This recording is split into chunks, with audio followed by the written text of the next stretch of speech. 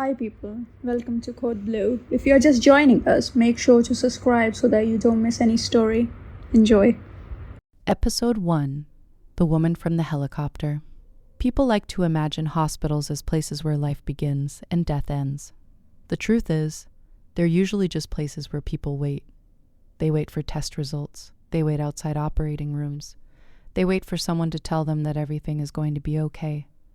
Sometimes it is. Sometimes it isn't. I'd spent nearly 12 years waiting for this night. Medical school, residency, fellowship. Thousands of hours in operating rooms that smelled like antiseptic and exhaustion. Hundreds of nights where the only thing keeping me awake was terrible coffee and the fear of making a mistake that someone else wouldn't survive. When people found out I was becoming a trauma surgeon, they always asked the same question. Isn't it terrifying? The funny thing is, the surgeries never scared me. People did. Because bones follow anatomy. Arteries follow anatomy. Organs follow anatomy. People don't. People panic. People lie. People make impossible decisions. And sometimes they die anyway. That was the part no textbook ever really prepared you for. Chicago Metropolitan Trauma Center looked exactly the way I remembered from residency. Bright fluorescent lights, polished floors, monitors that never seemed to stop beeping. The smell of disinfectant mixed with burnt coffee lingering somewhere in the background. Somehow, hospitals always smelled like people trying their best. It was just after 7 in the evening when I walked through the emergency department for the first time as an attending instead of a resident. The badge clipped to my navy scrubs still felt strange. Dr. Olivia Bennett, trauma surgery.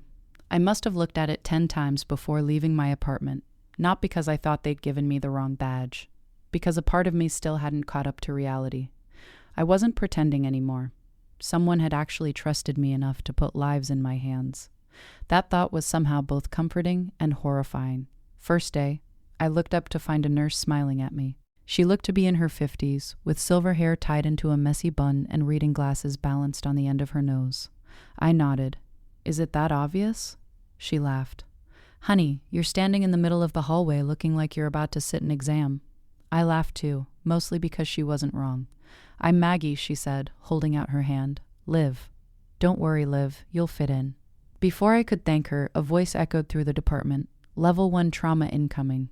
The atmosphere changed instantly. It wasn't dramatic. Nobody screamed, nobody ran. Everyone simply moved. Conversations stopped halfway through sentences.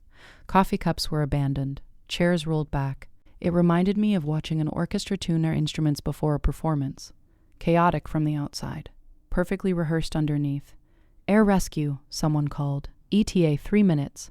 Maggie glanced toward the ambulance entrance. Huh, what? If Hayes is bringing this patient... She didn't finish the sentence. She didn't need to. The look on her face told me enough. Another nurse muttered under her breath, "This one's going to be bad." I frowned. Who's Hayes? Both of them looked at me with identical expressions, the kind reserved for people who just admitted they had never heard of Taylor Swift. The best flight medic in the state. Maggie adjusted her gloves. Some people think she's lucky. And you? I think she just refuses to quit. Before I could ask anything else, the unmistakable thunder of helicopter blades rolled across the rooftop. The sound vibrated through the walls, closer, louder, until it felt less like a machine and more like a heartbeat. I had no idea that the woman stepping off that helicopter was about to change my life. Episode 2. First report. The helicopter landed harder than I expected. Even from inside the emergency department, I felt the vibration travel through the polished floor beneath my shoes. The roar of the rotors swallowed every other sound around us, rattling the glass doors leading to the ambulance bay. For a brief second, nobody spoke. Conversation stopped mid-sentence. Coffee cups were forgotten. Every pair of eyes shifted toward the entrance. Then the doors slid open. 2 paramedics pushed the stretcher inside with practiced urgency, weaving through the waiting staff as though they'd done it 1,000 times before. Behind them walked the woman everyone had been talking about.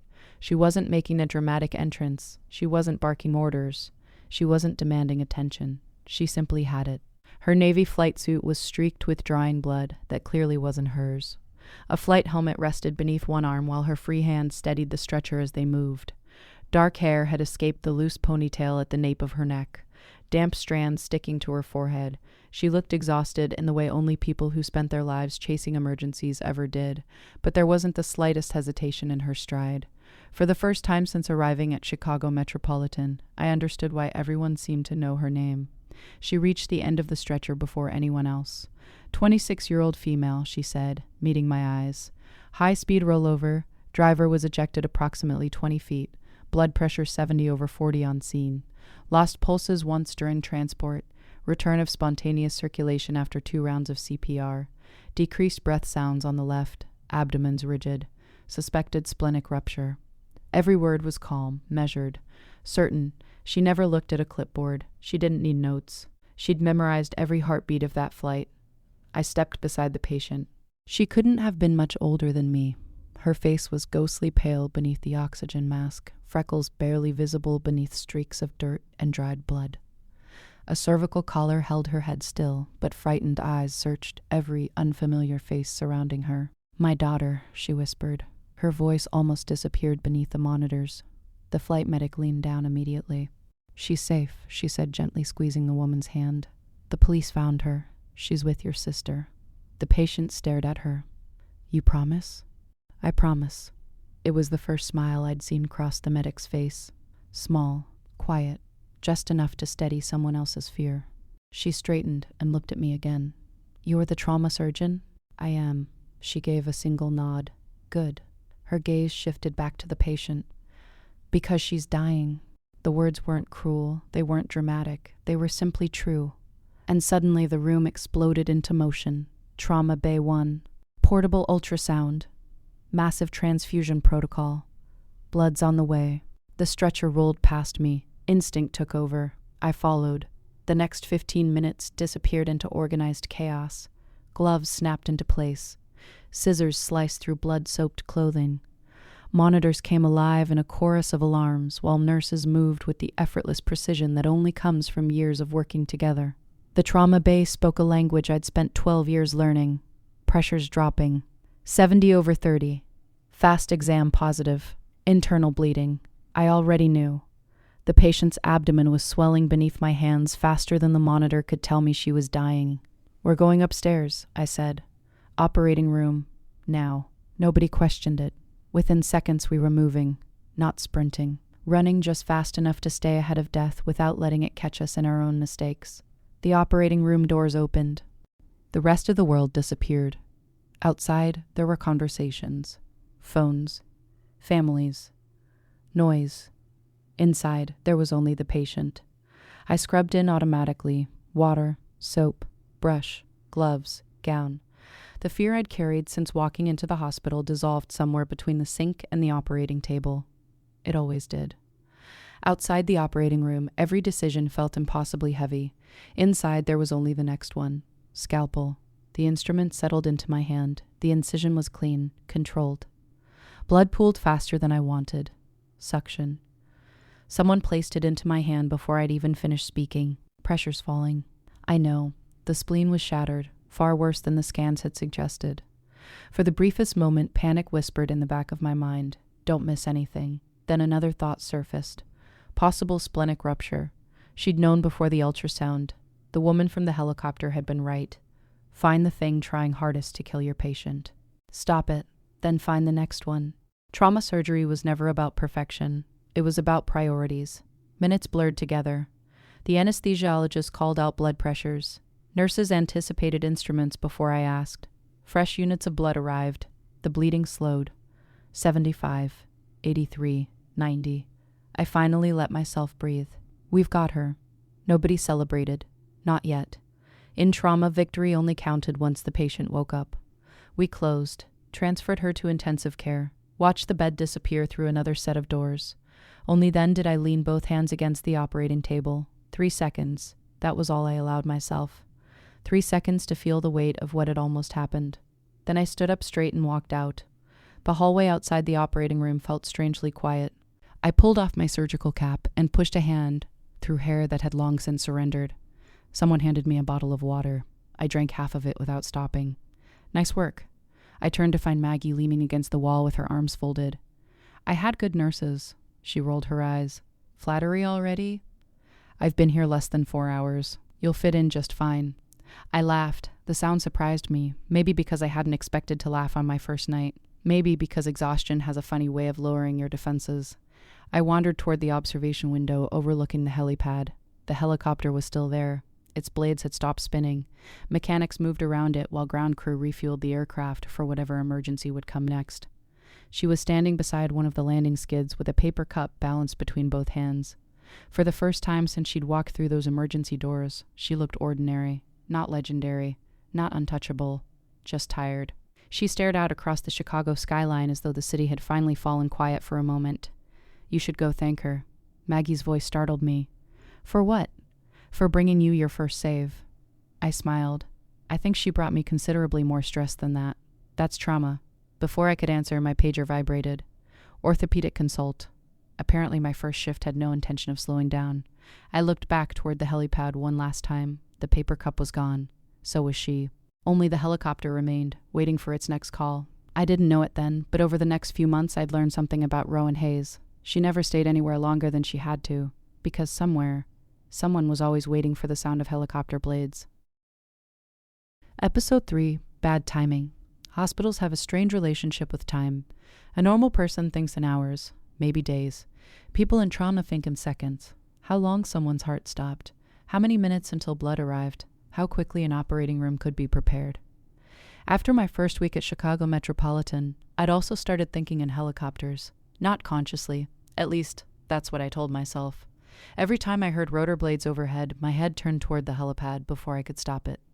It wasn't because I was hoping to see Rowan Hayes. It was because flight crews always brought the worst cases. That was the explanation I gave myself. It was also the one nobody else believed. She's here. Jamie didn't even look up from the chart she was reviewing. What? The helicopter. I know what a helicopter sounds like. No, she smirked. I mean your helicopter. I frowned. Look at that helipad 6 times in the last hour. I was checking the weather. There isn't a single window facing the sky. I paused. Fine. I was checking to see if we were getting another trauma. She grinned. Sure you were. Before I could defend myself, the overhead speaker interrupted us. Level 1 trauma. Air rescue inbound. ETA 2 minutes. Jamie's smile widened. Perfect timing. I don't know what you're talking about. Liar. The familiar thump of helicopter blades echoed through the building. My feet were already moving. The trauma bay filled with people as if someone had flipped a switch. Nurses prepared equipment. Respiratory therapists wheeled in ventilators. Blood products were ordered before the patient had even landed. The doors burst open moments later. Rowan walked in beside the stretcher. This time she looked different. Still composed. Still focused. But tired in a way I hadn't seen before. There were dark circles beneath her eyes. A smear of grease streaked one sleeve of her flight suit. Her hair had escaped its braid almost completely. She caught sight of me. Recognition flickered across her face. Dr. Bennett. Rowan. The corner of her mouth lifted. She remembered my name. I hated how pleased that made me. 48-year-old male, she began as we reached the stretcher. Chest pain while repairing a roof. Then he decided the best place to collapse was 30 feet off the ground. I blinked. She shrugged. Some patients like to be dramatic. A few nurses laughed. Even the patient managed a weak smile beneath the oxygen mask. Then Rowan's expression settled back into professional calm. Multiple rib fractures. Obvious deformity left femur. Blood pressure stable. GCS 15 the entire flight. She handed me the tablet containing the patient's records. Our biggest concern isn't the fall. It isn't? She shook her head. I think he's having a heart attack. I looked down at the ECG she'd already transmitted from the helicopter. There it was. Subtle. Easy to miss if you were distracted by the broken bones. You caught that in the air? She nodded. He complained about chest pressure before he complained about the leg. I studied the tracing another second. She was right. Again. Let's get cardiology down here, I called. The trauma team moved instantly. Within minutes, the patient disappeared toward imaging. For the first time since we'd met, there wasn't another emergency waiting. Rowan exhaled slowly. I think that's my easiest patient today. Should I be worried that you call this easy? You probably should. She rubbed the back of her neck, just for a second. Then her hand drifted toward her right shoulder. A tiny movement, almost absent-minded. She stopped before touching it. You okay? I asked. She looked mildly surprised. Yeah. You sure? Occupational hazard. What is? She smiled. Gravity. I laughed before I could stop myself. That's your medical opinion. It's undefeated, her radio crackled. Air Rescue 12, status check. She pressed the button clipped to her vest. 12's available. The voice answered immediately. Copy that. Stand by. She clipped the radio back into place. They never let you finish a conversation, do they? She looked toward the ceiling as though she could already hear another call coming. People keep getting themselves into interesting situations. I noticed. For a moment, neither of us spoke. The chaos around us had moved somewhere else. Patients still filled the department. Phones still rang. Stretchers still rolled past. Yet somehow the space around us felt oddly quiet. I never thanked you, she frowned. For what? My first patient. You saved her. You got her to me alive. She looked away for a moment, then shrugged. We both did our jobs. Something about the answer stayed with me. Not because it was humble, because she genuinely seemed to believe it. Maggie appeared beside us, carrying 2 paper cups. I made too much coffee. She handed one to me, then the other to Rowan. Rowan stared into the cup.